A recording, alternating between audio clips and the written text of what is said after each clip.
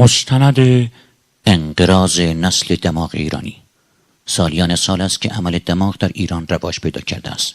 سالانه بیش از 80,000 عمل دماغ در ایران انجام می‌گیرد. گوشتی که از دماغ‌ها دور ریخته می‌شود می‌تواند غذای شیران گرسنه را در صحرای سرنگتی افریقا تامین کند. اما این شیرها با خوردن این دماغ‌ها نسلی از شیرهای دماغو رو بر جای خواهند گذاشت. حتی اخیراً دیده شده است در ایران آقایان هم عمل دماغ انجام می‌دهند که وقتی انسان آنها را نگاه می‌کند در تحیر در جنسیت آنها فرو می‌رود.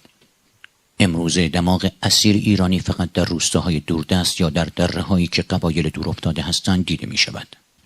بعضی از این دختر خانم ها هنوز باند دماغ خود را تخلیه نکردند و چسب بر روی دماغ هست که در تظاهرات ها شرکت می کنند و با گفتن جمله برگ آپریکا آبروی ما را می برند. خواهش می کنم شما دیگر شرکت نکنید تا دماغتان خوب شود.